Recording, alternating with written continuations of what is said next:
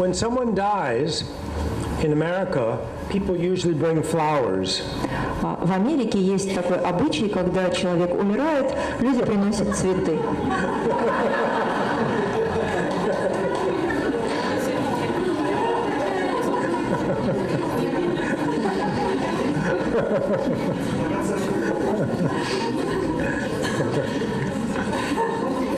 Is it the same in Russia? В России тоже есть такой обычай, да? So tonight we're going to talk about death. All these flowers come. И вот сегодня, представьте себе, мы собираемся говорить о смерти, и вы приносите цветы. But the flowers are very, very beautiful, and I thank you very much. Но цветы воистину прекрасные, большое вам спасибо.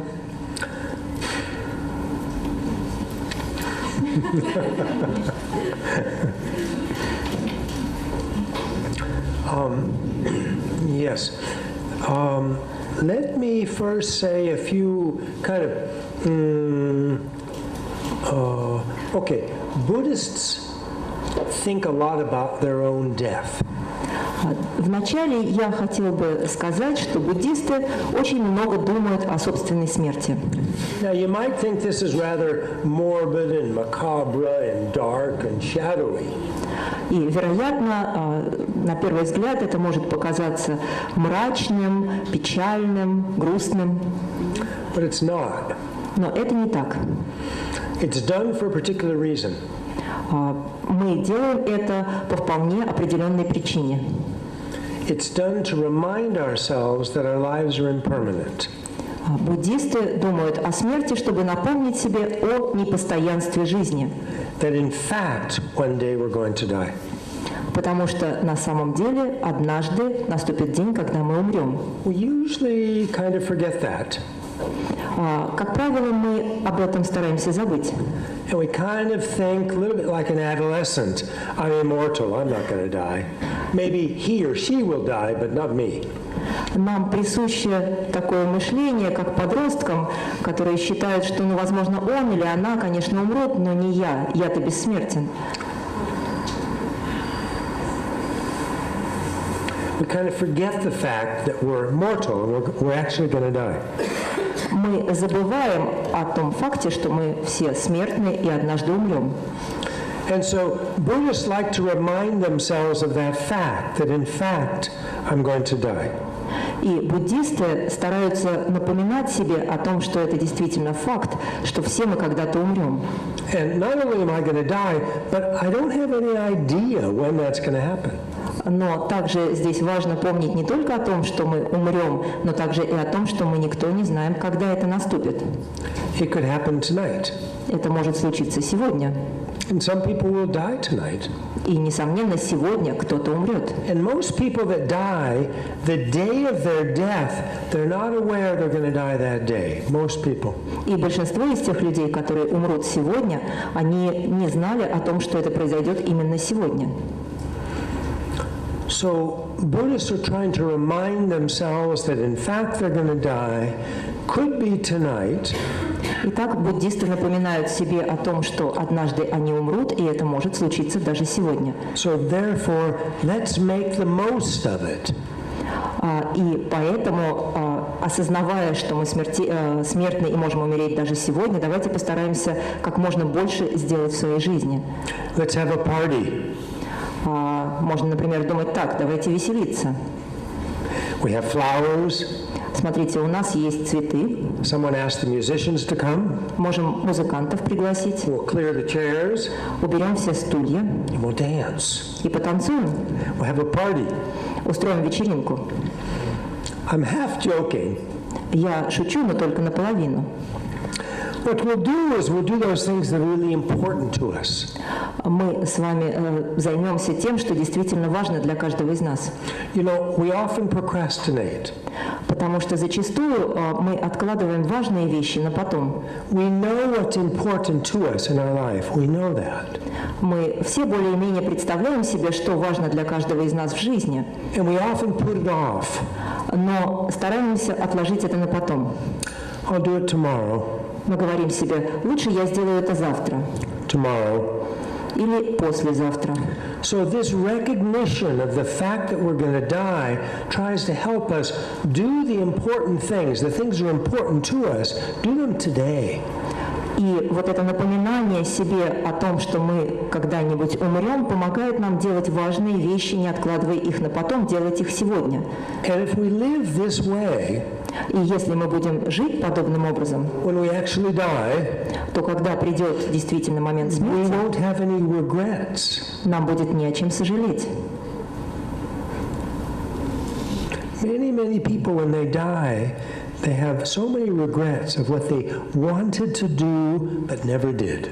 Очень многие люди, когда приходит смерть, сожалеют о том, что они могли бы сделать, но так и не сделали. And that's very painful. И это очень болезненное переживание. It makes death even more difficult. И это делает смерть еще более трудным событием. So many Buddhist practitioners who contemplate their death on a regular basis, often daily, и многие буддийские практики, которые созерцают, которые в процессе созерцательной практики проходят через смерть ежедневно, many of them will be inspired to do what's important right now, not putting it off. черпают в этой практике вдохновение делать то, что важно, делать это прямо сейчас и не откладывать на потом. And when they die, they don't have any regret. И тогда, когда они умрут, у них не будет никаких сожалений. And those practitioners who are trying to turn inward and train the mind and be a much better person, и те практики, которые заглядывают внутрь себя и тренируют свой ум для того, чтобы стать лучше, of course they'll make some mistakes. Конечно, тоже совершают ошибки. I mean, we're all humans, we make mistakes. Потому что в первую очередь мы, конечно, все люди, и все мы делаем ошибки. But those people that are making an effort on a regular basis to purify their hearts, their minds, become a better person, when they die, it'll be much easier. Но те люди, которые прикладывают постоянно усилия к тому, чтобы очистить свой ум и стать лучше, для них смерть проходит легче. Many people ask His Holiness the Dalai Lama, what should I do, Your Holiness, to prepare for death? Многие люди задают его святейшеству Далай-ламе вопрос: «Ваше святейшество, что я должен делать для того, чтобы подготовиться к смерти?» And his answer is usually practice warm-heartedness, kindness, love and compassion. И Далай-лама, как правило, отвечает: практикуйте сердечную теплоту, сострадание, любовь. So there you have it. И таким образом мы себя к этому приучаем, где нам найти эти качества. We know what to do. Мы знаем, что делать. I'm not saying it's always easy. It's not. Я не хочу сказать, что это всегда просто, потому что это не так. But if we make an attempt again and again, we'll become a better person. The heart will open, no doubt. Но если мы будем прикладывать усилия, непрестанно прикладывать усилия, то однажды наше сердце откроется, и мы станем лучше и добрее. You know, there was a man living at the time of the Buddha. Во времена Будды жил один человек, whose name was Angulimala. по имени Ангулимали. Angulimala. Ангулимала. Anguli means thumb in Sanskrit or Pali. На санскрите или пали ангули означает большой палец. And you know what a mala is? Что такое мало, вы, наверное, все знаете. Maybe. Наверное, но, может быть, не все. Yep. This is a mala. Вот это мало. Okay? So it's a string with beads on it. Это бусинки, нанизанные на нитку. And what Angulimala was doing is he was this incredible bad guy. И на самом деле этот Ангулимала был очень плохим человеком. And he was killing people right and left. Он убивал людей направо и налево. And he'd cut off their thumb. И каждому из убитых отрезал большой палец. And put it on his string, on his mala. И нанизывал эти большие пальцы на нитку, и это были его четки. And his goal was to kill 1,000 people, so his mullah would have 1,000 thumbs. И его цель была в том, чтобы убить 1000 человек, для того, чтобы его четки состояли из 1000 больших пальцев. He had nearly succeeded. И он почти преуспел в этом. He had killed 999 people. Он убил 999 человек. And great fortune came his way. И вот на его пути повстречалась большая удача. He met the Buddha. Он повстречал Будду. And the Buddha, understanding exactly the mind of Angulimala, И Будда был способен, конечно, очень ясно прочитать, что на уме у Ангулималы. gave him some advice. Дал ему совет.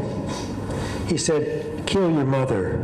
Он сказал ему: убей свою мать, He said, kill your father. убей своего отца. And Angulimala was confused. И Ангулимала был в затруднении, He heard that the Buddha was a peaceful man. потому что он не знал, что подумать, потому что слышал, что Будда очень миролюбивый человек. So he went home to his small little hut Он пришел к себе домой to think about the advice the Buddha had given him. и стал думать о том совете, который дал ему Будда. And finally he recognized И в конце концов он понял, that when the Buddha said, kill your mother, kill your father, что Будда, говоря ему: убей свою мать, убей своего отца, what he meant was kill or destroy the internal negative aggressive emotions. имел в виду, что Ангулимале необходимо убить или разрушить свои негативные эмоции, которые находятся у него внутри. And he deeply understood this. Он очень глубоко это осознал. He gave up his killing. Он прекратил убийство. He sat in his little straw hut Он уселся в своей небольшой соломенной хижине, in the plains of India, hot India. которая находилась в Индии. And he practiced day and night purifying all the negative deeds that he had done. И занимался практикой денно и ночно для того, чтобы очистить все те неблагие деяния, которые он совершил. And it said that people walking by saw flames coming out of his straw hut continually. И говорят, что люди, проходившие мимо, могли видеть языки пламени, вырывавшиеся из его соломенной хижины, As he was purifying. во время того, как он совершал очистительные практики. And in that same lifetime, И во время той же самой жизни Angulimala, he attained arhatship. Ангулимала достиг архатства. Arhatship is a very high or very deep state of realization. Архатство – это очень высокая степень реализации. It's when we understand the Buddhist wisdom. На этой стадии мы понимаем, мы постигаем буддийскую мудрость. Not just intellectually, Не только на интеллектуальном уровне, but we understand it in our heart. но мы постигаем ее своим сердцем. We experience it. Мы получаем переживание этой мудрости. And we realize it directly, Мы постигаем ее напрямую, without what we call the conceptual intermediary. без того, что мы называем концептуальными посредниками. A conceptual intermediary means thought, concepts. В данном случае концептуальные посредники – это мысли, концепции. And we know that reality is more subtle or deeper than thought or concepts. И мы знаем, что реальность гораздо тоньше и гораздо глубже, чем наши мысли и концепции. So an arhat recognizes directly or realizes directly this emptiness, shunyata. Архаты напрямую постигают пустоту или шуньяту. And this is what Angulimala realized in that same lifetime. И вот это именно то, что постиг Ангулимала в своей жизни. not quite a Buddha, Он стал не совсем Буддой, but getting close. но очень приблизился к этому состоянию. So some people say, I can't practice love and compassion. It's not for me. Некоторые люди говорят, я не могу практиковать любовь и сострадание, это не для меня. I'm a bad person. I've done lots of negative things. Потому что я человек плохой, я сделал очень много дурного. I doubt anybody here has killed 999 people. Я думаю, что вряд ли здесь найдется кто-то, кто убил бы 999 человек. Just to collect their thumbs. Лишь для того, чтобы собрать коллекцию из их больших пальцев. You see, it doesn't matter what you've done before. Вы знаете, на самом деле не так важно, что вы совершили прежде. All of us have that potential to become better, to practice love and compassion. Потому что во всех из нас заложен потенциал, возможность стать лучше и практиковать любовь и сострадание. Okay, I'm going to drink a little tea. Простите, пожалуйста, я немножко глоточек чая выпью. Trying to keep myself from coughing. Для того, чтобы не кашлять. So far, so good. Пока что мне это удается. Okay. Where were we? About everybody has this potential to practice love and compassion. And before that, we were talking about thinking of death as a method to become better. Okay. So that's the reason why Buddhists reflect on their own death on a regular basis. Итак, это причина, по которой буддисты регулярно размышляют, постоянно размышляют о своей смерти. To do what's important now, not put it off. Для того, чтобы делать то, что важно прямо сейчас и не откладывать это на потом. Now, I'd like to talk a little bit about the Buddhist understanding of what is death. Я хотела бы поговорить о том, что такое в буддийском понимании смерть. We know what the modern sort of medical science understanding of death is. I mean, we roughly know that. Мы более-менее представляем себе, что современная медицинская наука называет смертью. When somebody's heart stops and their breathing stops, когда у человека останавливается сердце, он перестает дышать, the nurse or the doctor pronounces them dead. То врачи и медицинский персонал объявляют его мертвым. From a Buddhist understanding, it's not quite that way. Но в буддийском понимании это не совсем так. The Buddhists understand that death is a process. Буддисты рассматривают смерть как процесс. And in a normal person, that process can take up to 72 hours, 3 days. И у обычного человека этот процесс умирания может занять до 72 часов, то есть до 3 суток. And I'd like to go through. The process has 8 different steps or stages. Этот процесс можно разделить на 8 различных частей или шагов. And I'd like to go through those with you. И я хотел бы вкратце рассмотреть каждый из них. But first I want to mention something, kind of complete something I said before. Но прежде я хотел бы завершить одну мысль, которую начал прежде. I said people that do practice, try to train their minds in a positive way on a regular basis, and think about their own death, they often, when they die, they often do not have regret. Я сказал, что люди, которые тренируют свой ум, приучая его к более позитивному образу мысли и которые размышляют о смерти, в момент смерти, как правило, не испытывают сожалений. And there are also practitioners that actually look forward to the time of their death. И даже некоторые практикующие ждут смерть с нетерпением. They look forward to kind of working with these 8 stages that they'll go through naturally as they die. They look forward to working with that. They're very curious about that. Им не терпится уже на самом деле испытать, попробовать поработать с этими 8 стадиями умирания, через которые они проходят в своей практике. And those people often die joyfully. И вот эти люди, как правило, умирают с радостью. I've seen it. И я это наблюдал. A number of times. Не один раз.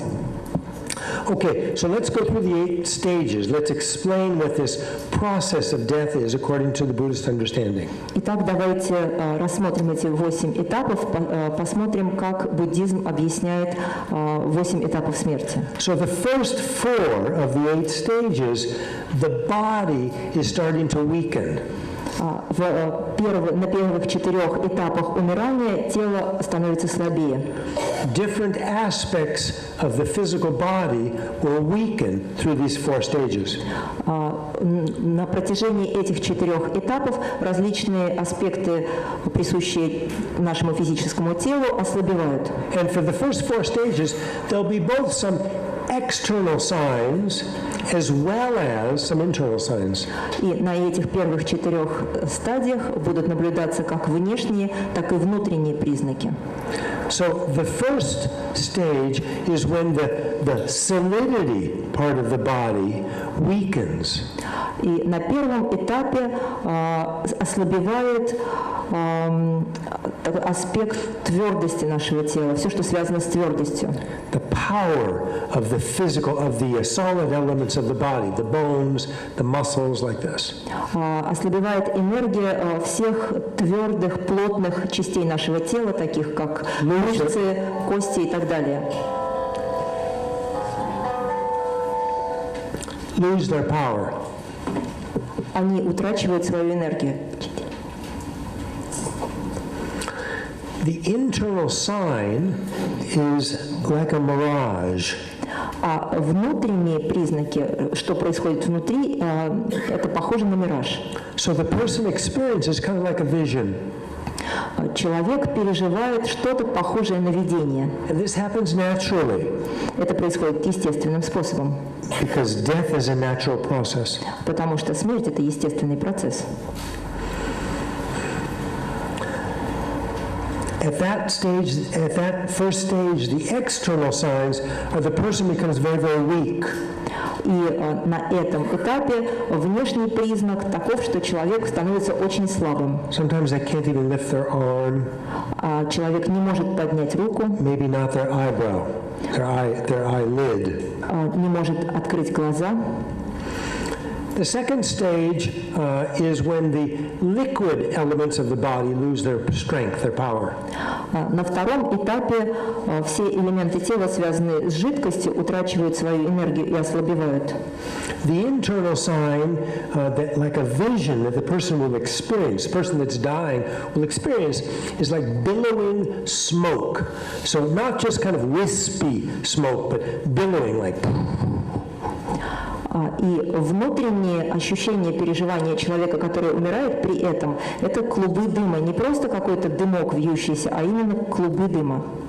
And the external signs that others will notice or will witness is that the eyeballs will begin to retract, they'll sink back into the head. И внешние признаки, которые смогут наблюдать окружающие, заключаются в том, что глаза как бы вваливаются в глазницы. And the person will feel very thirsty. И человек при этом испытывает жажду. And even if they are able to drink water at this stage, it doesn't quench their thirst. И даже если они могут пить воду на этом этапе, и они будут пить воду, они не смогут эту жажду утолить. Good, I guess I'm not dying. I just took a sip and it quenched my thirst. Но надеюсь, что лично я-то сейчас не умираю, мне действительно просто хочется пить. Maybe I'll get out of here alive. Мы все здесь живые.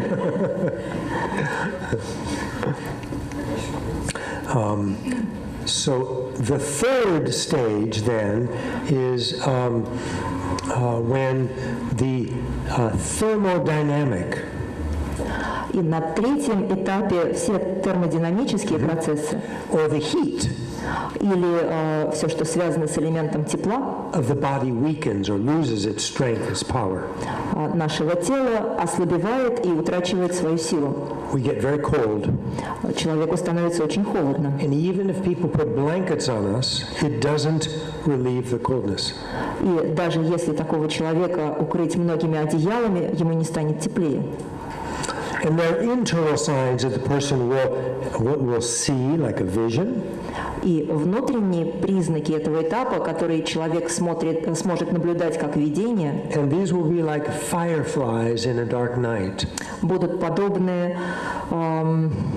подобны искрам в черном ночном небе. Ой, простите, светлячкам. The other analogy that's sometimes used Также мы иногда используем другое сравнение. is like a large log that's been burnt, like at a campfire. Как, например, когда вы сжигаете большое бревно, The fire goes out, оно прогорает, огонь становится меньше, but there's still embers. но остались угли.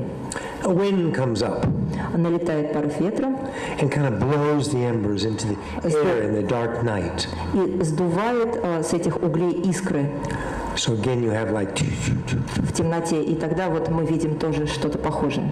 okay, that's the, let's see, 1, 2, that's the third stage. Итак, это была третья стадия, третий этап. Then at the fourth stage, the so-called movement, kind of like energy or movement of energy, ceases in the body, stops. И на четвертом этапе в теле прекращаются все движения или движения энергий. So all of the movement of the body stops. То есть прекращается любое движение в нашем теле. So the circulation of blood stops. Прекращается кровообращение. The heart is no longer pumping. Сердце больше не качает кровь. The breathing stops. Останавливается дыхание. The lungs are no longer filling and getting smaller, moving the air. That stops. Легкие больше не прокачивают воздух. Electrical impulses that move down the neurons, the nerve cells, and then at the junction between two cells, the so-called synapse, they kind of jump across, you know, that synapse, and continue to move down the next nerve cell, neuron. All of that stops. Также прекращается движение всех электромагнитных импульсов в теле, когда от одной клетки к другой через так называемый синапс передается этот сигнал, и дальше это движение тоже прекращается. So at that point, this is the fourth stage. На этом этапе, это четвертый этап, The doctor or nurse will listen to the person's heart and feel a pulse.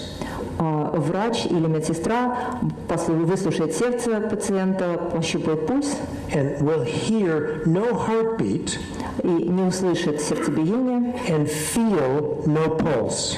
Не сможет нащупать пульс, Because the circulation of blood has stopped, because the heart has stopped pumping.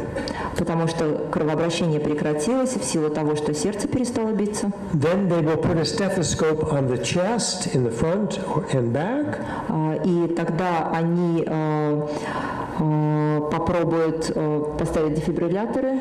and they'll determine that there's no breathing, no respiration. Они попробуют выслушать фонендоскопом в грудную клетку или со спины и услышать, что нет дыхания. And pronounce the person clinically dead. И тогда они объявят, что этот человек с клинической точки зрения умер. But the person from the Buddhist perspective has not died yet. Но с буддийской точки зрения этот человек еще не умер.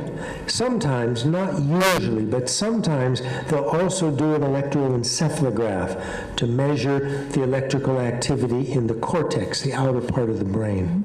Иногда также могут снять электроэнцефалограмму для того, чтобы попробовать зафиксировать деятельность в коре головного мозга.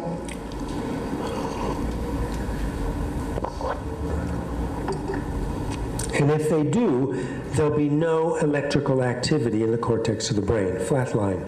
И если будет проведено такое исследование, то линия получится прямая, никакой деятельности не будет зафиксировано. Now, there'll be some internal signs at this fourth stage that the dying person will experience. Внутренние признаки, которые сопровождают эту четвертую стадию, то, что испытывает умирающий человек, It's said to be like a flickering light or a flickering flame. Похоже на мерцающий свет или на мерцающий свет свечи. Where there's a little bit of wind, подобно тому, как колеблется пламя свечи при порыве легкого ветра. and the candle flame is kind of flickering. Если дует легкий ветерок и колеблется пламя свечи. It's about to go out. И вот-вот потухнет. This is the internal sign that the dying person will experience at this fourth stage.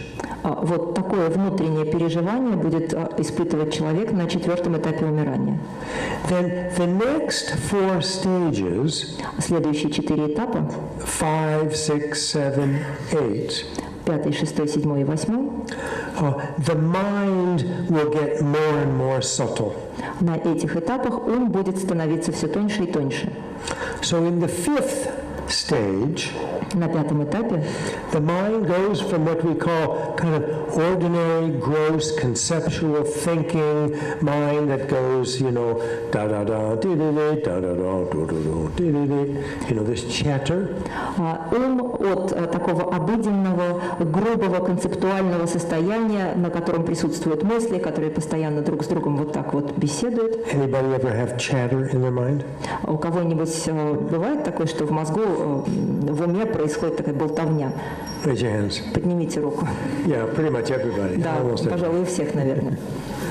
So when we get to the 5th stage in our dying practice, that chatter will go away. No more chatter.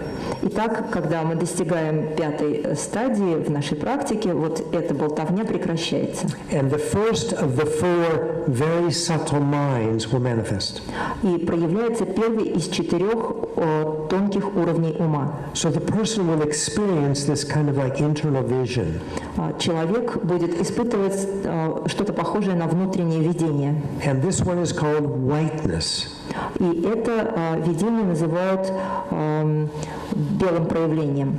Now it's not like we're looking at whiteness. Это не так, когда мы смотрим на белизну, But rather we are whiteness. но скорее, как если бы мы сами были этой белизной. There's no kind of recognition of ourself. Нет распознавания самих себя, And there's no recognition of an object like whiteness. и мы не распознаем никакого объекта, который был бы белизной. So in that sense, this is a non-dual mind, non-dual with respect to not recognizing a subject, myself, the person that's in this case dying, and also not recognizing the object, which in this case is the vision whiteness. Таким образом, это недвойственное состояние ума, недвойственное в том смысле, что нет деления на объект, то есть я, который воспринимает белизну, и субъект белизну, которую мы видим. We just are the whiteness. Мы и есть эта белизна. Now, it's a little hard to understand, Это не очень легко понять, but I'll give you an analogy that you can understand that's a little bit similar. но я дам вам пример, чтобы вам было легче понять. Этот пример похож. You're listening to or playing, you're the musician, your favorite music. Например, если вы музыкант, то вы слушаете музыку, которую вы сами исполняете. And you get totally absorbed in it, totally absorbed. И вы полностью поглощены этим процессом. So at that time, there's no recognition of yourself. Вот в этот момент вы утрачиваете ощущение себя. And there's no recognition that you're listening to something that is music. И одновременно в этот же момент вы не ощущаете, что вы слушаете что-то, что есть музыка. It's like you actually become the music. Вы сами становитесь музыкой. Okay, so this is a little bit similar to that. You become the whiteness. Вот это немножко похоже на то, что с нами происходит на 5-м этапе. Мы становимся белизной. Then the next stage, stage 6, 6-й этап is called red increase. называется красное увеличение. And you kind of, again, become this redness. И здесь снова вы становитесь этой краснотой.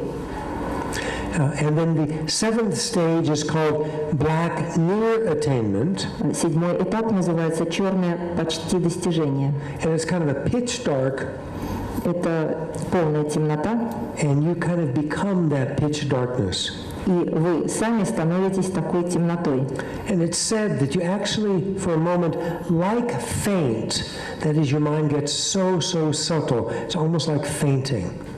И в этот момент говорят, что вы почти... Это ощущение похоже на то, как когда вы теряете сознание, ваш ум становится настолько тонким, что вы фактически теряете сознание. And then you reach the eighth stage. И когда вы достигаете восьмой стадии, And the eighth stage in English we sometimes call it luminosity. Иногда этот этап по-английски мы называем светоносностью. In Tibetan, Woser. По-тибетски это называется осер. And again, this so-called luminosity, we're not looking at it. И снова здесь, как и в предыдущих случаях, мы не смотрим на эту светоносность. It's not like a light at the end of a tunnel that we're looking at. Это не похоже на свет в конце туннеля, который мы видим. We are the luminosity. Мы сами стали этой светоносностью. Okay. So this is the eighth stage. Это восьмая стадия, восьмой этап. Now, when that eighth stage finishes, вот когда закончились эти 8 этапов, and that again happens within 72 hours, this whole process, 8 stages, take maximum 72 hours, 3 days, in an ordinary person. И я напомню, что весь этот процесс занимает у так называемого обыкновенного человека не более 72 часов. And when the eighth stage is finished, и вот когда закончился 8 этап, then the body starts to decompose, decay. В этот момент тело начинает разлагаться, начинается гниение. Starts to smell bad. Появляется неприятный запах. Rigor mortis sets in, that is like a stiffness. Наступает трупное окоченение. The skin changes, usually gets black and blue and blisters. Тело покрывается трупными пятнами. Like a corpse. И становится фактически трупом. It's now a corpse, it's now dead. И теперь это уже действительно труп, это уже мертвый человек. And that's the normal death process. Это обычный, естественный процесс смерти. Now, His Holiness the Dalai Lama says that he dies 7 times a day. Его Святейшество Далай-Лама говорит, что умирает 7 раз на дню. So what does he mean? Что он под этим подразумевает? I believe, many believe, я думаю, и многие так полагают, that he does a practice, a meditation practice, что он занимается практикой, он медитирует, where he goes through these 8 stages in his meditation. И в процессе этой медитации он проходит через все 8 этапов. Stays in that 8th stage, the Woser, I've called it luminosity, for some time, and then he returns in the reverse order through the stages. Достигает 8 этапа, который я называю светоносностью, или по-тибетски осер, некоторое время пребывает в нем и затем возвращается обратно, проходя все 8 этапов в обратном порядке. And this is a practice found in highest yoga tantra, Anuttara Yoga Tantra. Это практика, которая принадлежит к классу высшей йога-тантры, Ануттара йога-тантры. And in highest yoga tantra, Anuttara Yoga Tantra, there's what we call 2 sections. There's completion and there's generation and completion stages. И в Ануттара йога тантре есть 2 раздела: раздел порождения и раздел завершения. And this practice comes in the more advanced section, the so-called completion stage. И вот эта практика относится к более продвинутому классу практик, к стадии завершения. Where we're working with it's called Tsalung Tigle. Когда мы работаем с тем, что называется Tsalung Tigle. And the Tsa are the channels, the 72,000 channels, and particularly the central, the central channel. И ца 72 тысячи каналов, и в особенности центральный канал. And the lung are the energies that move within the channels. Лунг — это энергии, которые движутся по этим каналам. And tigle are sort of the kind of confluence of energies. И тигле — это как бы сочетание энергий. at the chakras в чакрах, within the central channel. внутри центрального канала. So working with this system, one can then actually experience these 8 stages of death in meditation. Работая вот с этой системой, практикующий может на опыте пережить все 8 этапов умирания в своей медитации. So there are many yogis and yoginis that are doing this practice every day. И есть много йогов и йогиней, которые выполняют эту практику ежедневно. They're preparing for their death. Они таким образом готовятся к смерти. And at the time of death, when natural death process begins, И когда наступает естественный процесс смерти, they go into meditation. Они входят в медитативное состояние, And they meditate on these 8 stages as they're happening naturally in the death process. и по мере того, как все эти 8 этапов происходят в естественном процессе умирания, они одновременно медитируют об этих 8 этапах. And when they get to the 8th stage, the wusen or luminosity, И когда они достигают 8-го этапа светоносности или осер, they maintain that state они остаются в этом состоянии through the power of their meditation. В силу своей медитации. And sometimes people, yogis, yoginis, can sustain that state for a week or even a month. И некоторые йоги и йогини могут пребывать в этом состоянии, удерживать его неделю и даже месяц. And now there are a group of scientists who are studying this phenomenon, a group of scientists from the University of Wisconsin-Madison. И сейчас есть научная группа, которая изучает это явление. Это ученые из университета Мэдисон, Висконсин. To try to find out what's happening. И они пытаются понять, что же происходит в этот момент. We call this state, when someone is able to prolong that 8th stage, we call that tuktam. И вот это состояние, когда практикующий способен удерживать себя на 8-м этапе, мы называем tukdam. Tukdam is Tibetan. Tukdam – это тибетское слово. Tuk is the honorific term. Do you have honorific in Russian? You don't have. Yes. Do you? Yeah. So tuk is the honorific term for mind. Это такой уважительный, почтительный термин для того, чтобы говорить ум. And dam is a kind of ubiquitous word. It has many contexts, at least 7 meanings, but in this context it means sacred. И дам – это такое слово, которое обладает многими смыслами, по меньшей мере 7 разных смыслов есть у него, но здесь это означает «священный». So sometimes tukdam is translated loosely into English as posthumous or after-death meditation. Иногда довольно вольно переводят этот термин на английский язык как посмертная медитация. And here you have to understand that it's a little confusing, this term. И здесь необходимо отметить, что это такой довольно противоречивый термин посмертная медитация. Because it's not after death. The person hasn't died yet. Потому что на самом деле эта медитация происходит не после смерти, человек еще не умер. From a Buddhist perspective. С буддийской точки зрения. From a clinical modern medicine perspective. С точки зрения современной медицины, person has died. Конечно, человек уже умер. So I don't like the term so much because it's a bit confusing. Поэтому мне не очень нравится этот термин посмертная медитация, потому что он вводит в заблуждение. But people are using that term more and more now. You might see it, you might come across it. Но он применяется довольно широко, поэтому вы можете его встретить. Now, I've seen this, I've witnessed this 3 times. Мне трижды довелось быть свидетелем подобного состояния. It's very impressive. Это производит большое впечатление. If you meditate anywhere near this yogi or yogini in tukdam, your meditation is very deep. Если вы медитируете, находясь поблизости от такого йога или йогини, то ваша медитация необычайно глубока. Their bodies are very flexible. Их тело очень мягкое, гибкое. Their skin looks alive, fresh. Кожа выглядит как живая, она очень свежая. There's no smell of decay. нет никакого запаха разложения.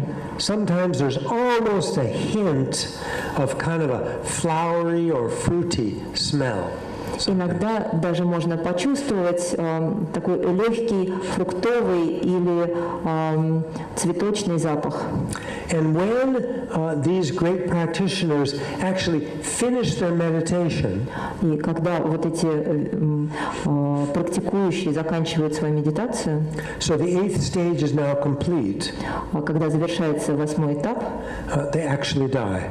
и они действительно умирают, And then some fairly amazing things happen quickly over a few hours. очень быстро, буквально в течение нескольких часов, происходят довольно удивительные вещи. Firstly, there'll be what's called karmar.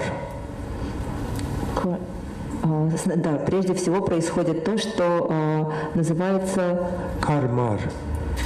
Karmar means white, red. Кармар означает белый, красный. There'll be fluid coming out of the nose, the nostrils, some of which is clear like water, but it's not water. It has some fatty kind of substance in it. It's thicker than water. It's not water, but it looks roughly like water. Из ноздрей вытекает жидкость, из одной ноздри вытекает прозрачная светлая жидкость, похожая на воду, но это не вода, она более плотная, чем вода. And through the other nostril, some red fluid that to the untrained eye could be confused as blood, but to a doctor's eye, it's definitely not blood. It's thinner, and it's different consistency than blood. И из другой ноздри вытекает жидкость красного цвета, которая на неопытный взгляд может показаться кровью, но для опытного врача сразу ясно, что это не кровь, она другой консистенции. And there's a lot of it.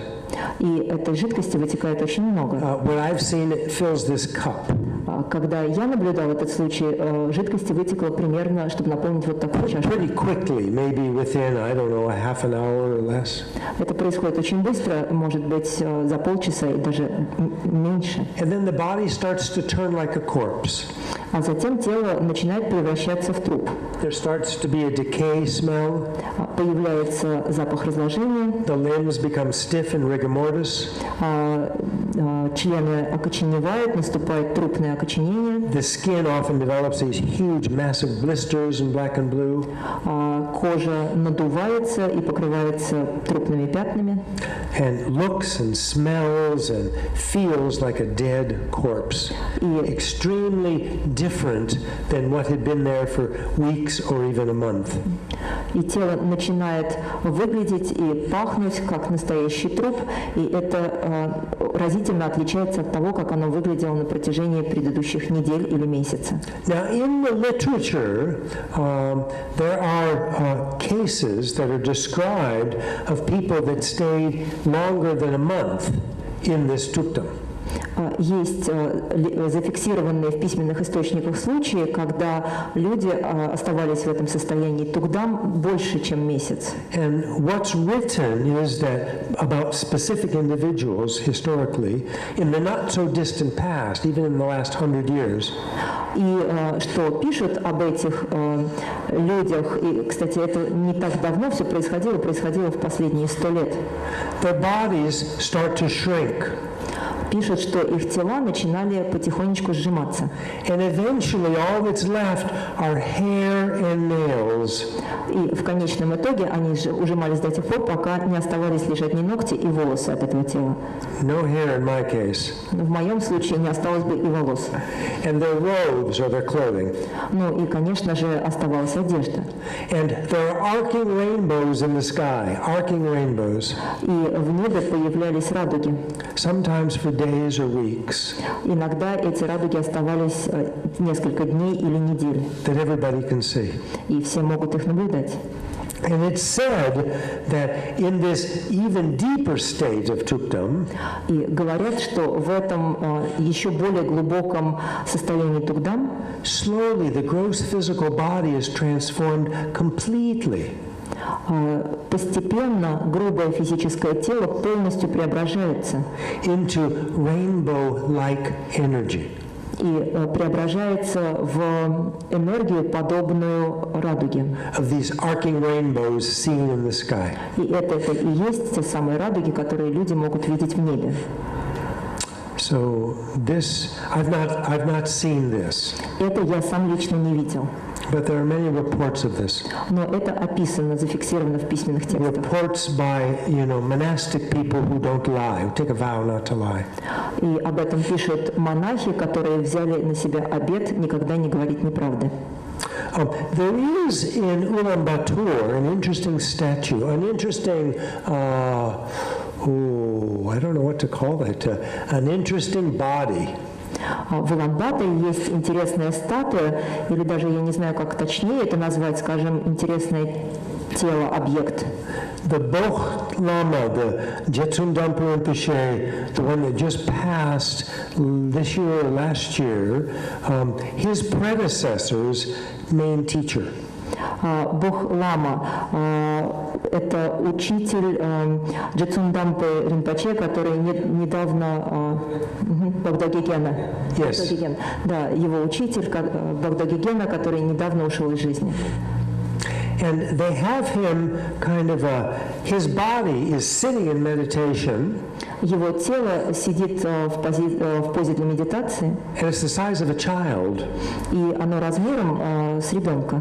I don't know how tall he was in real life, but roughly half the size of a man.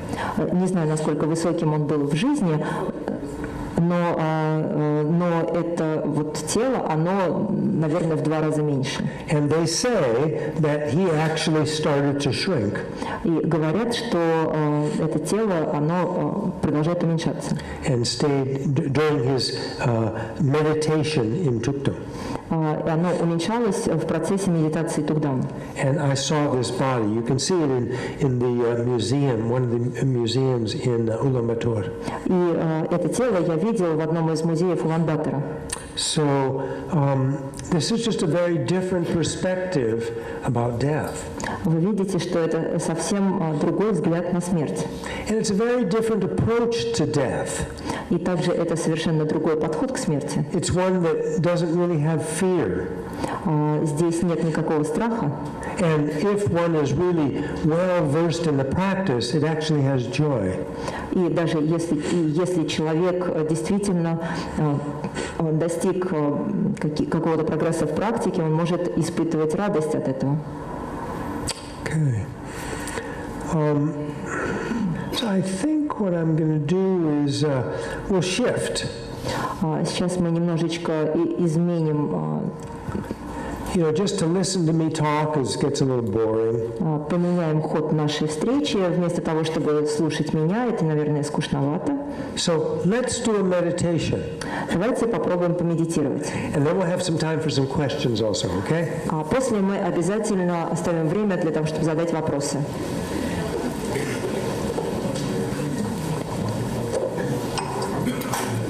And what just popped into my mind is we'll do a death meditation. Death meditation.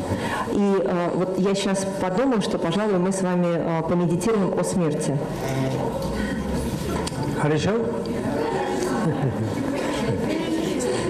So I'll guide the meditation. Я буду вас направлять в этой медитации. So please sit comfortably. Пожалуйста, сядьте так, чтобы вам было удобно. Back straight. С прямой спиной.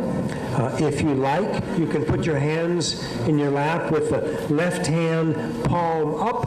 Если вам так удобно, если вам нравится, вы можете сложить ваши руки таким образом: левая рука ладонью вверх, right hand on top, а правая рука сверху, тоже ладонью вверх. And with the thumbs pointing, touching, and pointing up. Большие пальцы сведены и направлены вверх. And then just rest that in your lap. И вот в таком положении руки положите на колени. Let your shoulders drop.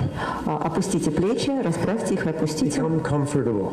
И усядьтесь поудобнее. Maybe even take 2 or 3 deep cleansing breaths. Go ahead. Пожалуйста, сделайте 2-3 вдоха для того, чтобы прочистить дыхание.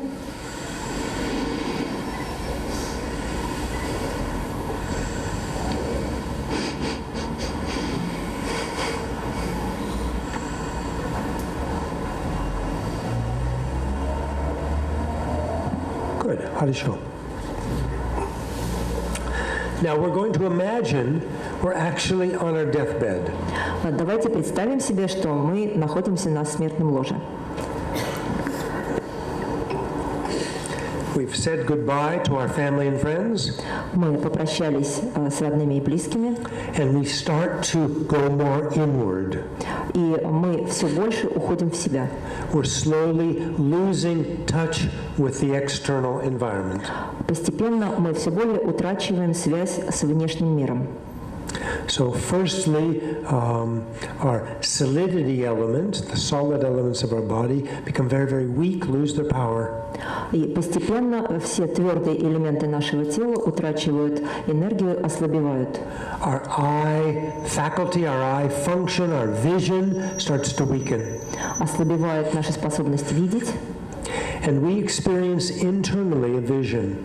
И внутренне мы испытываем переживания, подобные видению, of a mirage. Как будто перед нами мираж.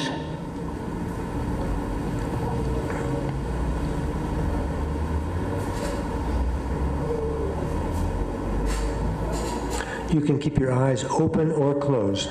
Глаза можно держать открытыми или закрытыми.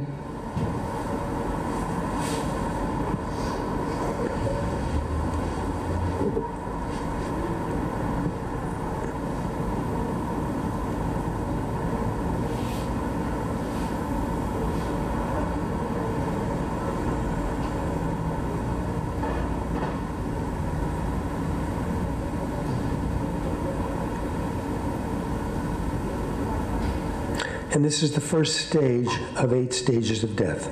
Это первый из 8 этапов умирания. And then the liquid element of our body loses its power.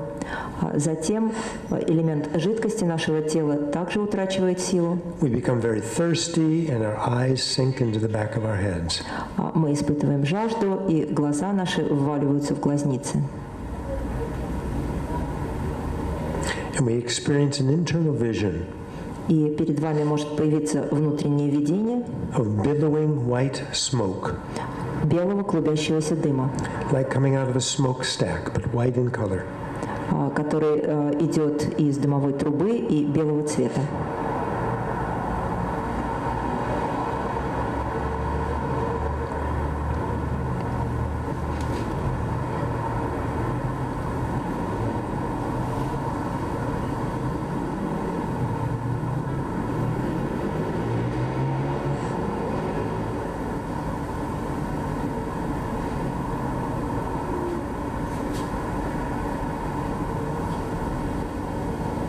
And that's the second stage of 8 in the death process. Это второй этап из 8 этапов умирания. And then we start to experience the loss of power of the thermodynamic or the heat element in the body. И затем мы начинаем испытывать прекращение термодинамических процессов или ослабевание тепла тела. We become very cold. Нам становится холодно.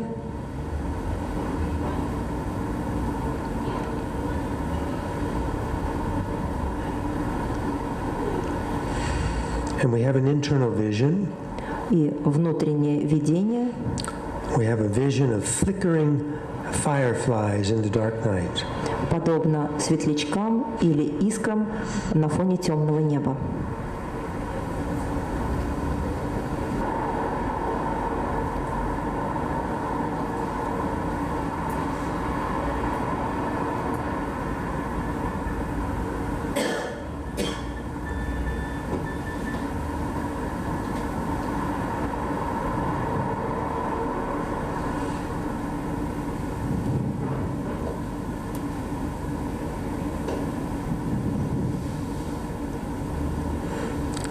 Now please come out of your meditation.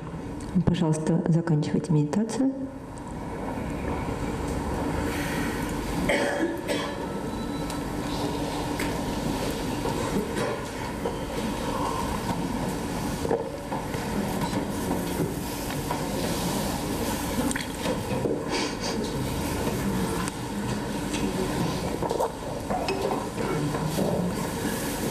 Please look to your right and left. Make sure your neighbor hasn't died.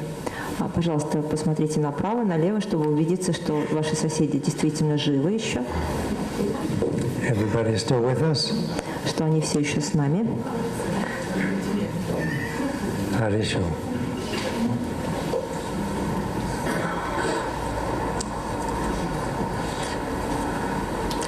So that's the death meditation. Вот это была медитация о смерти. When yogis and yoginis actually do this meditation, И когда йоги и йогини действительно выполняют эту медитацию, they do a little bit more than what we did. они делают ее немножечко более продолжительной, чем мы. Firstly, they'll remember sequence. Во-первых, они помнят о последовательности. For example, if they're meditating on the third stage, Например, если они медитируют о третьем этапе, when the fire element, the power of the fire element weakens, one person becomes cold, and there's internal vision of the fireflies. когда ослабевает элемент тепла, и человеку становится холодно, а внутренне он испытывает видение, подобное светлячкам, They'll become very familiar with the order, the sequence of the different visions. они приучают себя к тому, в какой последовательности проявляются эти видения. And they remind themselves, this is the firefly-like vision, and it's following the billowing smoke-like vision, and it's coming before the next vision, which is like the flickering flame. Они напоминают себе, что вот сейчас это видение светлячков или искр, а перед ним было видение белого клубящегося дыма, за ним последует видение колеблющегося пламени свечи. So in that way, they'll become very, very familiar with the order. Таким образом, они приучают себя к порядку проявления этих видений. So they'll know what's coming next Они точно знают, что будет следующим, without thinking about it. не задумываясь об этом. This is way deeper than thought. Это уже гораздо глубже, чем просто мысли. Because they don't want to miss the luminosity, the eighth stage. Дело в том, что они не хотят пропустить эту 8-ю стадию или ясность. They've been preparing for decades for that time. Они на протяжении многих десятилетий готовят себя к этому моменту. They don't want to miss it. И поэтому не хотят его пропустить. And then secondly, they're also meditating on shunyata, on emptiness. И также они медитируют о шуньяте, о пустоте. And they're recognizing that each of these visions are also empty. И они каждое из этих видений воспринимают как также обладающее пустотой. The great deception Большое разочарование between what appears and what's real. Большое различие, несоответствие между тем, что мы видим, и тем, какова реальность.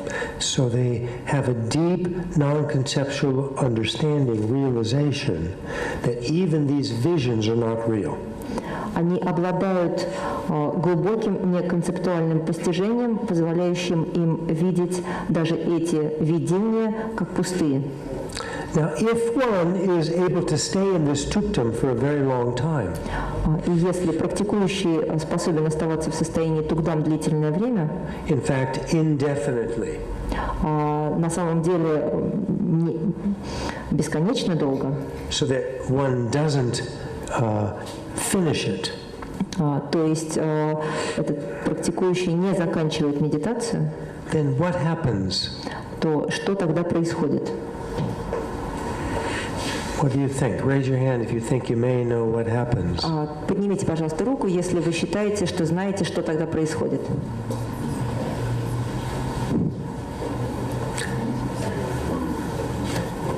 You become enlightened. Вы достигаете пробуждения. You become a Buddha. Вы становитесь Буддой. This is Buddhahood. Вот это и есть состояние Будды. You stay in that Wuser luminosity state. Вы остаетесь в этом состоянии ума ясного света или осер. There are no longer any obstructions to knowledge. Больше нет никаких препятствий вашему познанию. Everything is available to that mind. Этот ум, перед ним нет никаких препятствий, ему все доступно. Past, Прошлое, present, настоящее, future, будущее. minds of every living being that was, is, will be. Умы абсолютно всех существ, которые были прежде, сейчас живут и будут жить в будущем. This is omniscience. Это состояние всеведения. The mind of the Buddha is omniscient. Ум Будды обладает всеведением. Now, how many of you were here on Saturday morning? Кто из вас был здесь утром в субботу? Raise your hands. Oh, quite a few of you. Довольно много. Wonderful. Очень хорошо. Do you remember when I talked about God? Помните, что я говорил о Боге? Yes? And I said that in Buddhism, there's no creator God Я говорил, что в буддизме нет Бога-творца, that created everything. который создал все. But in a way, there is a God, Но в какой-то степени Бог есть. and that God is here И этот Бог у нас in our внутри, heart, our minds. в нашем сердце и в наших умах. And that so-called God is a potential for us to actualize fully. И этот так называемый Бог – это наш потенциал, наша возможность полностью развиться. And this is that full actualization, Buddhahood, omniscience. И вот эта полная реализация и есть состояние Будды, состояние всеведения. So in Buddhism, we don't call it a God, but it's kind of like a God, yeah? В буддизме мы не называем это Богом, но в какой-то степени это Бог. But not a God up there, Но не Бог, который находится где-то там, a God in here а Бог, который у нас внутри, that we all have. который внутри у каждого из нас, Even the animals, даже у животных, even the insects. у насекомых. So you're sleeping in your room on a hot day and you leave the window open. Например, в жаркий день вы спите у себя в комнате с открытым окном And you're woken up with a bzzz. и просыпаетесь от того, что у вас кто-то жужжит над ухом. And the natural reaction is to go, bump, И ваша естественная реакция первая – это прихлопнуть. but you don't. Но не надо этого делать. Why not? Почему? You recognize even the mosquito has this God inside of him or her, this potential to become fully enlightened. Этого не надо делать, потому что мы должны понимать, что даже вот этот комар, он или она, обладает внутри потенциалом стать Богом, стать Буддой. Okay, so a little bit, not complete, but a little bit of a full circle. Это похоже на то, как мы замкнули, может быть, не совсем полный круг, From Saturday morning. начиная с субботнего утра. Totally unplanned. И все это было совершенно, произошло так импровизированно, это не было запланировано таким Just образом. happened. Просто так случилось. So do you have some questions maybe? And we'll try to answer them if you have Есть questions. вопросы, мы попробуем на них Yes, ответить. please. Скажите, пожалуйста, вот эти 8 ступеней, они необратимы или на каком-то этапе можно человека вернуть к жизни? И что говорит буддизм в таком случае о клинической смерти? Обратимы ли эти 8 этапов умирания и что говорит буддизм о клинической смерти? So these 8 stages of dying, are they reversible? Can play backward at some stage and revive a person? And what does Buddhism think of a clinical death, of so-called clinical death? Yeah. The normal process for an ordinary person is to go through the 8 stages within 72 hours. Но естественный процесс для так называемого обычного человека – это пройти через все 8 этапов за не более чем 72 часа. Then you die. Потом человек умирает, And then you go through a process of taking a rebirth. а затем проходит через обратный процесс перерождения. And in that process, we go through these 8 stages in the reverse order. И вот в этом процессе перерождения он проходит через все 8 этапов только в обратном порядке. Now, it's a little more complicated than that, but that's the kind of general idea. Вообще, это, конечно, процесс гораздо более сложный, но это некая общая идея, чтобы вам понять, как это Actually, происходит. there's a bardo period, an intermediary period between the death and the rebirth. Потому что обычно между моментом смерти и моментом следующего рождения есть период переходный, который называется бардо. And so we go through the reverse 8 stages from the death into that intermediate state of bardo. И после смерти мы снова проходим эти 8 этапов перерождения в Бордо. And then in 7 days, if we haven't found a rebirth, Если за 7 дней мы не нашли следующее перерождение, we again kind of experience like a death and go through the 8 stages in the forward order. то тогда это тело Бордо умирает и проходит через все 8 этапов, как в процессе умирания физического тела. Like a bardo death, you could say. То есть можно сказать, что Intermediate stage death. смерть существа, которое находится в этом промежуточном состоянии Бордо. And then again, we go the reverse order. We're kind of reborn into this intermediate state again. А затем мы снова проходим через 8 этапов в обратном порядке и снова перерождаемся в этом же состоянии Бордо. And just by nature, we can do that maximal 7 times. И так уж природа устроена, что это может происходить, вот эти циклы, 7 раз. And that's 49 days. И это занимает 49 дней. So that's why Buddhists all over the world Именно поэтому буддисты во всем мире find the 49th day after the person has passed to be kind of special. Считают 49-й день со смерти человека особенным. And they often do lots of prayers on that 49th day. И вот именно в этот 49-й день совершают большое количество молитв. Because that's the maximum time it can take for someone to actually find a rebirth. Потому что это то максимальное количество времени, которое отведено существу для того, чтобы обрести новое рождение. Now, what does it mean to find a rebirth? Что означает найти свое новое рождение? Now, if someone is going to be reborn as a human, Если кто-то должен переродиться человеком, then one finds a conceptus, a meeting, a union of the sperm and the egg.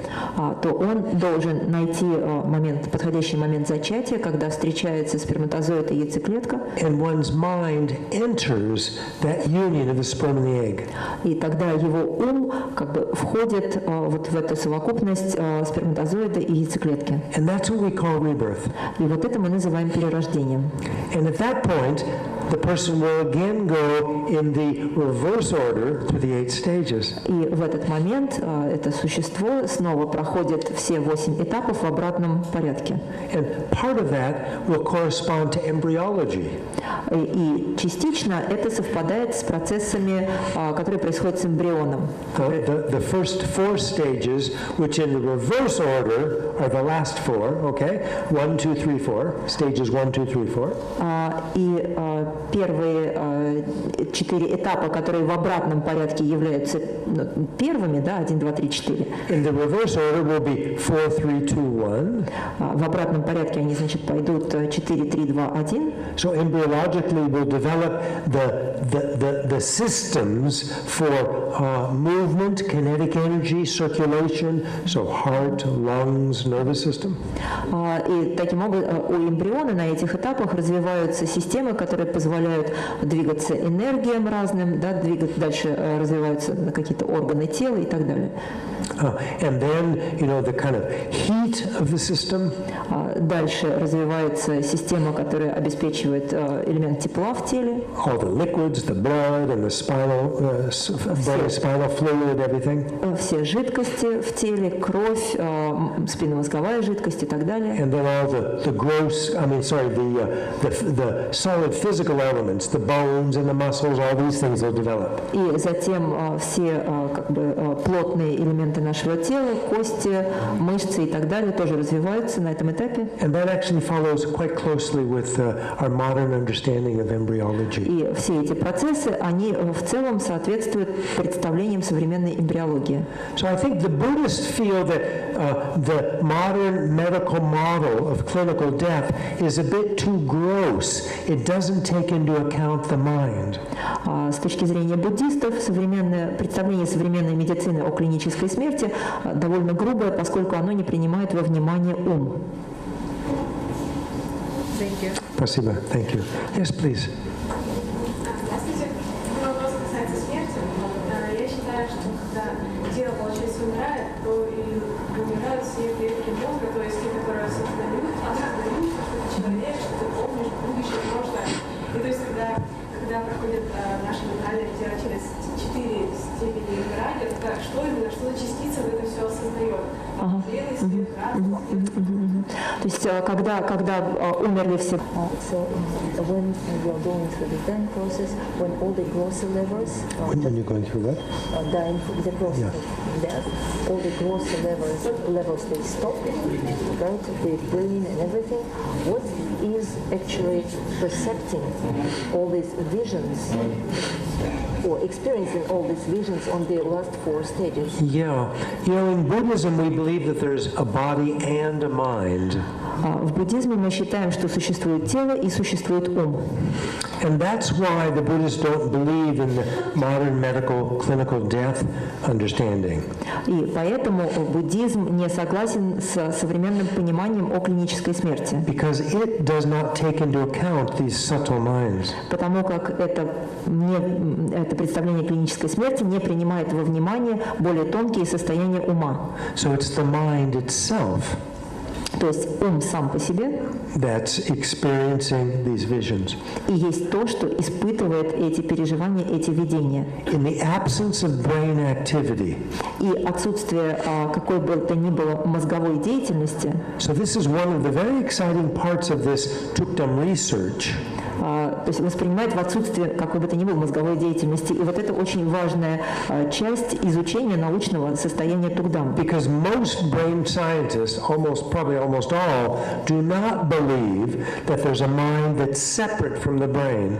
Потому что большинство нейробиологов, по крайней мере большинство из них, считают, что не существует ума отдельного от мозга. The ones that are more progressive, they call so-called mind or consciousness an emergent property of brain, and that implies that consciousness is still in some way related to the brain, is still the brain. Наиболее продвинутые из нейробиологов предполагают, что ум или сознание – это некое свойство ума, то есть все равно подразумевает, что есть некая прямая связь между умом и мозгом. So if this research in fact finds that there is some living activity after the heart stopped, the breathing stops, the brain activity stops, at least based on EEG, electroencephalogram, flat line, this is very exciting because this is the Buddhist understanding that there's physical and there's mental, mind. And most of the time, they're very closely related to each other. The brain affects our thinking and our emotions, and similarly, we now know that our thinking and emotions affect our brain. So that's understood and agreed upon, but what isn't agreed upon is that without brain activity, there could be some mental experience. And this research may well indeed show that to be true. Было бы очень интересно, если бы в процессе вот этого исследования так называемой посмертной медитации Tukdam ученые все-таки смогли бы обнаружить, что когда уже остановилась какая бы то ни была деятельность органов тела, мозга, тем не менее есть что-то, что остается живым. Это было бы очень интересно, потому что показало бы, что действительно существует ум, связанный с нашим телом, и сознание, связанное с нашим телом, и сознание, связанное с нашим умом. Как правило, они довольно-таки взаимосвязаны и переплетены. Наши действия оказывают влияние на нашу умственную деятельность, и наоборот, умственная деятельность оказывает влияние на наши действия на физическом уровне. Но вот если бы удалось показать, что они могут существовать друг без друга, что ум может существовать без физической вот этой грубой опоры, это было бы очень интересно. So this is potentially very powerful stuff because it's beginning, if it pans out, if the research kind of finds that this state of Tukdam is something authentic, then it begins to shake our notion of death. It begins to really deeply question the modern clinical, medical understanding of death, number one. And number two, it begins to really kind of shake, the understanding that consciousness is nothing more than some kind of, chemical processes, chemical physiologic processes in the brain, that maybe, in fact, these subtle minds are indeed separate from the brain. И вот таким образом, если если это более глубокое исследование состояния тугдам покажет, что действительно вот это состояние тугдам – это что-то истинно существующее, это будет очень интересно, потому что это, в общем, в какой-то степени перевернет все наши представления. Во-первых, представления современной медицины о том, что такое смерть и что такое ум, а также наши собственные представления об уме, которые мы считаем нераздельно связанным с мозгом. So this is exciting. И это на самом деле очень интересно. Please. А какое проявление внешнее третье? Какое? Когда холодно человеку, как это проявляется? Я хотел сказать, что во время медитации я пытался представить холод, но мне стало жарко. Каково внешнее проявление третьей стадии, когда человек внутренне испытывает холод, и когда я во время медитации пытался представить себе холод, да, мне стало жарко наоборот. Yeah, you can't expect to simulate your death the first time you meditate on it. Но нужно понимать, конечно, что не стоит ожидать, что вы сможете сымитировать смерть во время первой медитации. Takes practice. Здесь нужна практика. Это касательно вашего вопроса, почему вам было жарко, а не холодно. And the vision, the internal vision is these darting fireflies in a dark night at the third А на stage. третьем этапе, на самом деле, внутреннее видение – это вот эти светлячки или искры в небе. Now, our meditation is kind of like children's play. И наша медитация – это детские игры. You know, when we can actually begin through our meditation to bring the energies into our central channel. Посредством медитации мы можем попробовать привести энергию нашего тела в центральный канал. Then we actually, naturally, not sort of artificially or, you know, kind of, what do we say, you know, yeah, not artificially, but we naturally experience these internal visions. They just happen, okay, when we can bring the energies into our central channel. И тогда, если мы сможем привести энергию в центральный канал, все эти видения мы испытаем естественным, а не искусственным образом. And what about the external signs? So that's actually the meditation, but that's very, very difficult. Вот это, собственно, и есть медитация, но это очень трудно. Okay, so what we're doing is just kind of preliminary Это такая подготовка. and artificial. Это искусственное, да, это But that's the way you do неестественное. it. You know, you start that way. Like a child going to school, you have to start in kindergarten, you know. You don't start as a PhD candidate. Но именно так и нужно поступать. Мы начинаем с каких-то азов. Дети не идут сразу в университет и не защищают диссертацию. Они сначала идут в детский сад. And we have some written questions from today and from yesterday. Right. Okay, let's take a couple more questions and then we'll go to some written questions. Давайте еще пару вопросов, и потом у нас записочки здесь есть.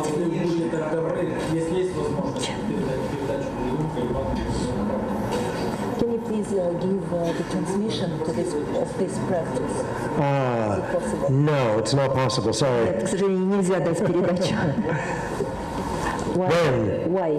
Oh, why? Because we're not ready. Мы просто к этому не готовы. We're not ready. This is very, very advanced practice that requires a lot of preliminary steps. Это очень продвинутая практика, и здесь необходима серьезная подготовка. It's not that I don't want to. Не то, что я не хочу этого сделать, просто мы к этому не It's we're готовы. not ready. And because we're not ready, if we start doing these practices on a deep level, you know, all kinds of problems can occur, serious И именно problems. поскольку мы действительно к этому не готовы, если сейчас вы начнете заниматься этой практикой, то может быть огромное количество самого разного рода проблем. So we have to be patient and go stepwise. Поэтому, пожалуйста, запаситесь терпением и двигайтесь And then постепенно. when we're ready to do these practices on the Tsalung Tigle, you know, on the channels and chakras level, then the teacher will be there ready to give us the А transmission. когда вы будете уже готовы заняться этой практикой на уровне каналов и чакр, тогда будьте уверены, будет рядом с вами учитель, который даст вам подобную передачу. But I appreciate your enthusiasm. Но я очень ценю ваш энтузиазм. Please. Сегодня же делали эту практику, как тоже не делали. То есть лучше вот практику, как мы сегодня делали, лучше не делать. So is it better not to do this practice like we did it today? Or Is it better not to do it, or can we just try to do like we did it? yes, you can do it like we did today, no problem. То, как мы сейчас это делали, можно делать, нет It's проблем. good to get familiar with these. It's good to get familiar with these internal visions and their order. Хорошо, если вы будете себя приучать к вот этим внутренним видениям и к порядку, в котором они проявляются. You're very welcome. По времени сколько каждый этап? So can we? Our agreement was. Итак, мы с вами договорились. Два вопроса, и у нас есть записки. And then we'll come back to the hands and answer as many as we can. We won't get everybody. А потом давайте мы вернемся обратно к вопросам, хорошо, и постараемся ответить настолько, насколько сможем. И не забывайте, что... We'll just have to carry on this process, okay? Просто давайте придерживаться процедуры. Подождите минутку, давайте, просто люди нам написали записочки, да, давайте сейчас мы их прочтем. Okay. The question is not concerning the death, actually. It's about the women in Buddhism. Are there women nuns in Buddhism? And in Christianity there are saint women, and are there saint women in Buddhism? Да.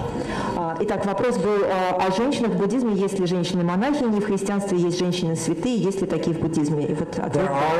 There are Buddhist women monastics, nuns. В буддизме есть женщины-монахини.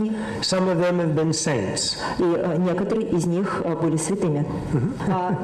Так, значит, вопрос я прочитаю. Просто бытовая ситуация. Если человек страдает алкогольной зависимостью, наше ли дело разговаривать с ним об этом? Это вопрос его кармы или нашей? Talk to him. Try to use all your skill to help that person get off alcohol. Обязательно нужно разговаривать. Нужно применить все искусственные средства, доступные вам, для того, чтобы убедить его отказаться от алкоголя. They have to be skillful. Но это должны быть именно искусственные методы. If you're not, the person will say, "Get out of here." Потому что если вы будете действовать напролом, то человек, скорее всего, просто откажется вас So you have to слушать. be very skillful, okay? Поэтому нужно быть очень искусным. Sometimes the skill is trying to slowly convince the person to get into a program. И, как правило, эта искусность должна заключаться в том, что вы должны аккуратно, постепенно человека убедить пойти на ту или иную программу излечения от Do такой you have зависимости. Alcoholics Anonymous programs in Krasnodar? Есть ли в России такая программа «Анонимные алкоголики» или в Краснодаре? Да, есть? Да, okay, good. Так что вот. Для поддержания, что вы как врач порекомендуете людям старшего возраста для поддержания и восстановления остроты памяти и интеллекта? You can sum. And to like elderly persons to maintain their memory and the sharpness of mind. Love and compassion. Любовь и сострадание. And keep reading rather than watching the TV. И, пожалуйста, побольше читайте, поменьше смотрите телевизор. And stay as active as you're physically able. И, пожалуйста, ведите настолько активный образ жизни, насколько вам позволяет ваши возможности. That's what some of the newer research seems to be suggesting to help keep our memories as good as possible. Это то, что советуют нейробиологи для того, чтобы наша память и умственная деятельность оставалась настолько нормальной и хорошей, насколько возможно. I threw in the love and compassion because I believe that is helpful. Но я считаю, что необходимо действовать через любовь и сострадание, потому что лично я нахожу это очень полезным. Even if you do lose your memory, if you have love and compassion, it doesn't matter so much. Потому что даже если вы утратите память вдруг, но у вас есть любовь и сострадание, то никаких проблем.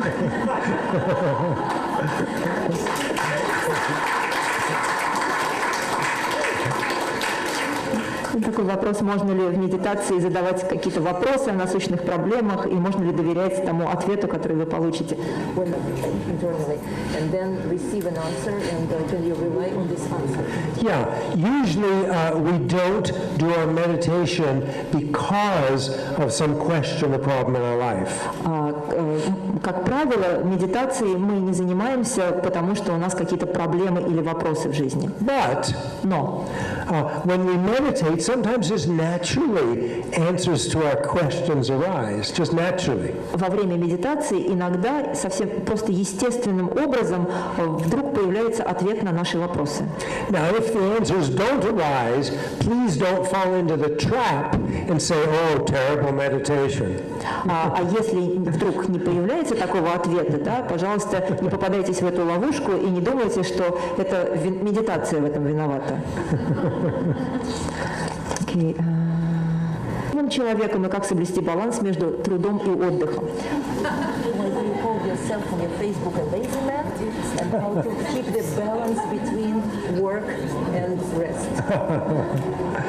Well, probably to a lot of people looking at me, they wouldn't call me lazy. Но, наверное, со стороны большинству из вас я не покажусь ленивым.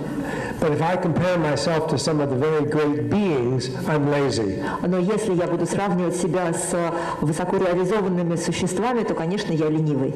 So that's the context. Вот поэтому я так говорю. And the balance between working and having rest. Yeah, the balance is ro-chik. Баланс – это ро-чик. Ro-chik means one taste. Это означает один вкус. So ideally, anyway, there's no separation between work and relaxation. То есть в идеале не должно быть никакой разницы между работой и состоянием расслабленности. It's all the same. Это должно быть одно и то же. Okay? And that we slowly develop through practice. И это можно постепенно, этого можно достичь благодаря практике. And we have another question from this. И один вопрос, который, видимо, сейчас по поводу уже того, что было у нас сказано. Если человек за 49 дней не нашел подходящего тела, что с ним происходит, и как быть с кармой рода, кармой самого человека? Он же не может родиться в любой семье. So if within 49 days the being didn't find the rebirth, what happens? And Naturally, by nature, every ordinary person will find a rebirth by 49 days. В силу естественного хода вещей, обыкновенный человек, обыкновенное существо за эти 49 дней обязательно найдет себе перерождение. Now, these great, highly realized beings, that's different. Но если мы говорим о великих, высокореализованных существах, там, конечно, другое дело. His Holiness the 13th Dalai Lama died in 1933. Его святейшество 13-й Далай-лама умер в 1939 году. And the current 14th Holiness Dalai Lama was born in 1935, 2-year gap. И его святейшество Далай-лама 14 родился в 1935 году. he died in 19. I'm sorry. The 13th Dalai Lama died in 33. Простите, пожалуйста, в 1933 году умер 13-й Далай-лама, да, и 14-й родился в 1935. And the 14th Dalai Lama, the current Dalai Lama, was born in 1935. Да, он родился 2-year gap. в 1935 году, как бы через 2 года. Да?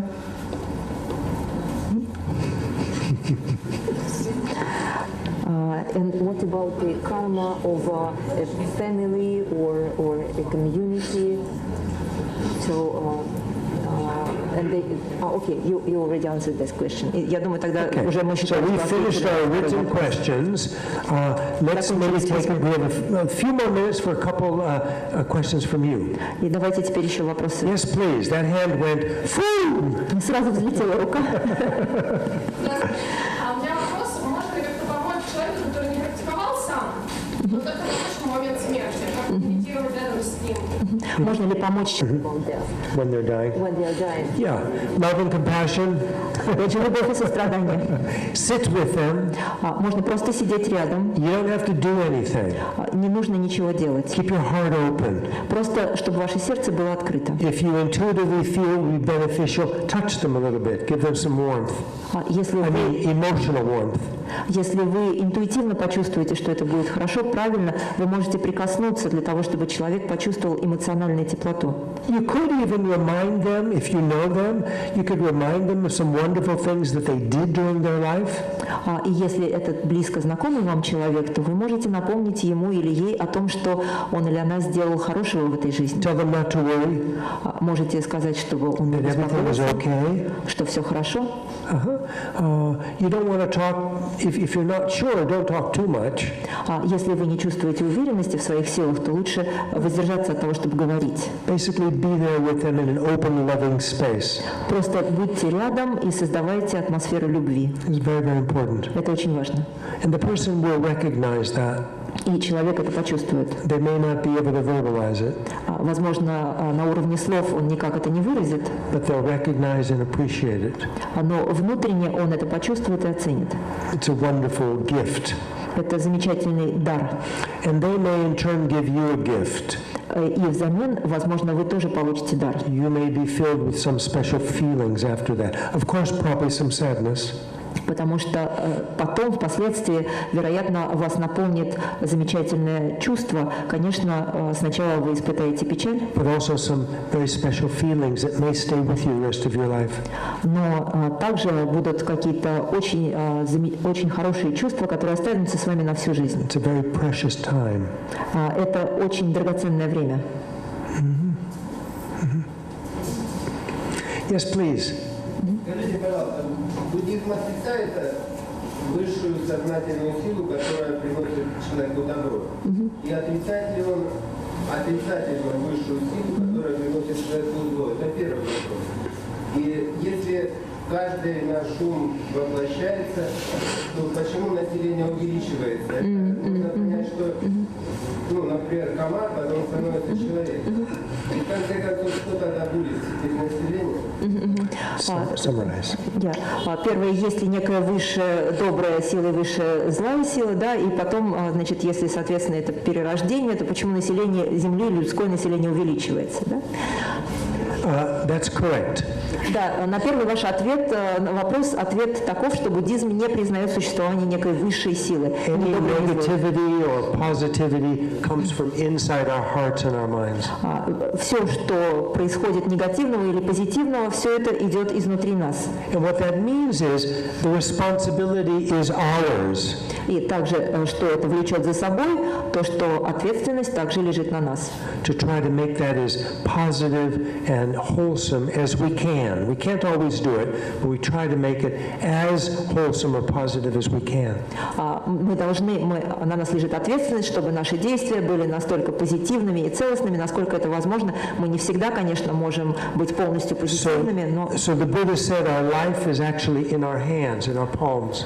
Буддисты обычно говорят, что наша жизнь, она вот у нас здесь на ладони, в наших This is руках. a very different approach than the theistic religions, Christianity and others, that believe that there's some external or absolute or ultimate, as you said, force that kind of controls all this. Buddhism doesn't believe that. То есть таким образом в буддизме подход несколько отличается от подхода теистических религий, которые считают, что существует некая внешняя высшая сила, которая нас контролирует. Буддизм в это не верит. Thank you. Спасибо. Yes, please. Yes. And about, I'm sorry, there was the second part about the population. It's okay. Thank you. Please. Yes. Yes. Дарила, расскажите нам, пожалуйста, простым языком о чистых землях. Простым языком о чистых землях И о практике Пхова. и о практике Пхова. These are not simple things, so you can't talk about them in simple words. Это непростые понятия, поэтому простыми словами, простым языком о них рассказать нельзя. The Pure Lands are not a geographical place. Чистые земли – это не какое-то географическое место. These are mental states as we go deeper and deeper in our practice of love, compassion, and wisdom. Это состояние ума, в которое мы попадаем по мере того, как глубже и глубже практикуем сострадание и мудрость. And Pho is a tantric practice of transferring the consciousness, usually from a dying person. А Пхова – это тантрическая практика, которая подразумевает перемещение сознания обычно умирающего человека into a place where the Buddhas abide. В места, где пребывает Будда. And it's not easy to do. Это нелегко сделать. To do it successfully. Нелегко это сделать успешно. but some great practitioners are able to. Но некоторые великие практики, практикующие, могут это сделать. To talk more about it requires initiation and a lot of background in our practice and our knowledge. Для того, чтобы об этом говорить более обширно, необходимы посвящение и необходимо обладать определенными предварительными познаниями. Maybe time for one or two short questions? Один или два коротких вопроса. Yes, please. Возвращаясь к смерти, как обойтись лучше с телом, кремировать и похоронить, и на какой день нужно делать богослужение? Как лучше поступить с телом, кремировать его или похоронить, и на какой день это можно сделать? Speaking of the death, what is better to do with the corpse, to cremate it or just bury it, and on what day is it better to do it? Right. I think it depends on the cultural tradition of the person that's died and his or her family, whether you cremate or bury.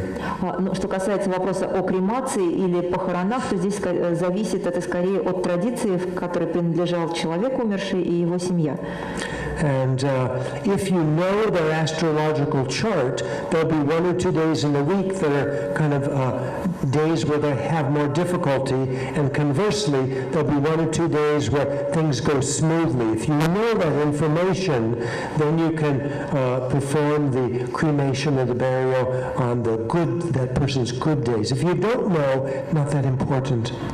И если вы знаете астрологическую карту этого человека и знаете, что, например, есть какие-то дни, которые для него благоприятны или, наоборот, неблагоприятны, то будет хорошо, если кремация или похороны произойдут в благоприятный для него день, но если вы не знаете, это не столь важно. Yes, please. Что можно сказать с точки зрения буддизма, как практику успокоения, умопустотности и йогических практик, наоборот, связанных с энергией, с работой с энергией, например, подъем кундалини. А можно поконкретнее вопрос? Извините, я просто не очень поняла, в чем вопрос. Точка зрения буддизма на йогические практики по работе с энергией, например, кундалини. Точки зрения буддизма на йогические практики, например, кундалини. Да? Kundalini, yeah. В кундалини-йоге и вот в упомянутой практике работы с каналами и чакрами есть очень много схожих методов. The big differences are that in Buddhism, the motivation is bodhicitta. Коренное различие кроется в том, что в буддизме наша мотивация – это бодхичитта. With Kundalini practice, often that motivation is not so well defined.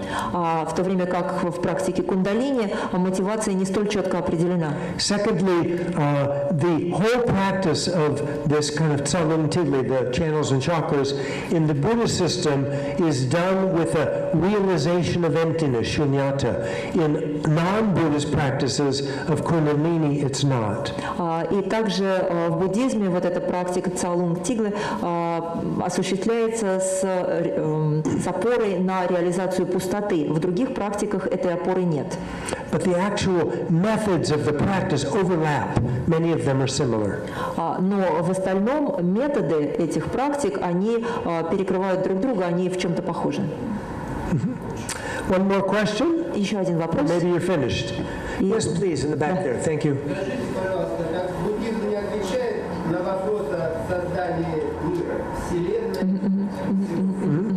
So does Buddhism answer the question? Da.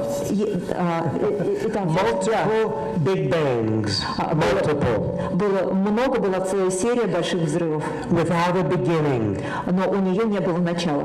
So the principle of cause and effect is central in the Buddhist understanding. В буддийском понимании центральную роль играет представление о законе причины и следствия. So a few years ago, when some of the cosmologists said that the whole universe began at the time of the Big Bang about 13 billion years ago, Buddhists said, huh? They said, what was before the Big Bang? Когда некоторое время назад один из космологов заявил, что наша Вселенная появилась примерно 13 миллиардов лет назад, в результате Большого взрыва, буддисты спросили, а что было до этого Большого взрыва? And now the scientists are saying, huh? И тут уже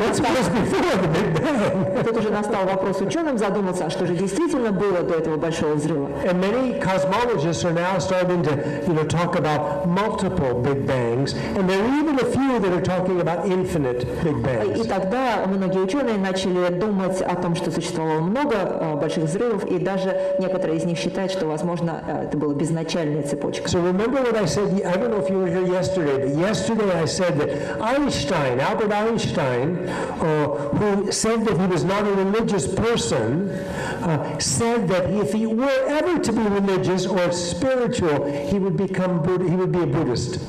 И те, кто из вас были здесь вчера, вероятно, помнят, я сказала о том, что Альберт Эйнштейн, который сам себя называл нерелигиозным человеком, тем не менее говорил, что если бы он стал человеком религиозным, он был бы буддистом. And I think there's some good reasons for that. Я думаю, у него были на это причины.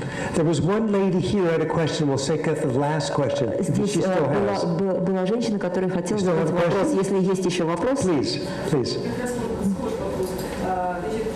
Когда прекратится перевоплощение, через время перевоплощается, я как раз хотела и кто управляет этим процессом. Когда прекратится перевоплощение? We are in control of it. Управляем всем этим мы. And it will stop when we directly realize emptiness. И этот процесс закончится, когда мы получим непосредственное постижение пустоты. Directly realize reality as it is, particularly the reality of our ego. Непосредственно получим ощущение того, какова реальность действительности и что такое в особенности наше «я». Then we'll stop making karma. Тогда естественным образом прекратится создание кармы. Because we'll stop buying in to these destructive emotions. Those destructive emotions like anger and all the other ones, they'll stop. Потому что мы перестанем попадаться на удочку разрушительных эмоций. Разрушительные эмоции, такие как гнев, ненависть и так далее, они просто прекратятся. And what fuels the destructive emotions is this ignorance to reality. А эти разрушительные эмоции, они подпитываются нашим неведением относительно природы реальности. And that ignorance will be completely destroyed when we directly realize emptiness. И вот это наше неведение будет полностью разрушено, когда мы напрямую постигнем пустоту. So the whole process comes to a grinding halt. И тогда вот весь этот процесс, он, собственно, и остановится. And we no longer take rebirth. И больше мы не будем перерождаться. And that's something that we do ourselves. Nobody can do it for us. И это то, что мы можем сделать сами, никто это за нас не сделает. And that's a wonderful point to end tonight on. И на этой замечательной ноте мы сегодня и закончим.